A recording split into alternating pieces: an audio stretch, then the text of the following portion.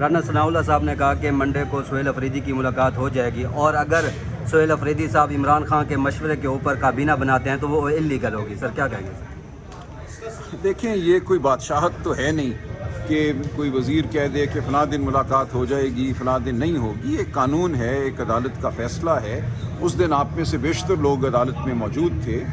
سرفراز ڈوگر صاحب chief justice کی سربراہی میں ایک فل بینچ بیٹھا، وہاں سپرنٹینڈنٹ اڈیالہ جیل خود موجود تھے۔ وہاں ان کو ہدایت کی گئی کہ جو 24 مارچ 2025 کا آرڈر ہے بڑا واضح ہے، اس کے تحت جو لسٹ میں دیتا ہوں اس کی ان میں جو نام شامل ہے ان کی ملاقات ہونی چاہیے، منگل والے دن بھی اور جمعرات والے دن بھی۔ اور یہ مانا وہاں پہ سپرنٹینڈنٹ جیل صاحب نے کہ جو لسٹ یہ دیں گے اس کے مطابق ملاقات کرائی جائے گی۔ ہم نے جج صاحب کو وہاں بتایا، عدالت کو بتایا کہ اس دن کے لیے لسٹ دی جا چکی ہے، جمعرات کا دن تھا، اس میں سہیل افریدی صاحب کا نام ہے، دیگر کے نام ہے، میرے دستخط میں نے بھائی ان کے سامنے عدالت میں کر دیے کہ یہ لسٹ ہے، اور عدالت نے کہا کہ آپ جائیں ان کے ساتھ۔ ہم جب ان کے ساتھ گئے، ان کے پیچھے پیچھے گئے تو ہمیں اڈیالہ سے کوئی 1.5-2 میل دور روک دیا گیا، وہاں ناکہ لگا ہوا تھا، ہمیں آگے نہیں جانے دیا گیا اور کہا کہ نہیں ہے اجازت آگے جانے کی۔ تو یہ ایک سرین توہین عدالت تھی۔ ہم توہین عدالت کی درخواستیں تو دیتے رہتے ہیں، پہلے بھی آپ جانتے ہیں 24 مارچ کے آرڈر پہ عمل نہیں ہوا، ہم نے بے شمار درخواستیں دیں، وہ بالآخر لگی تھیں پچھلے ہفتے، اور پھر یہ صورتحال پیدا ہوئی۔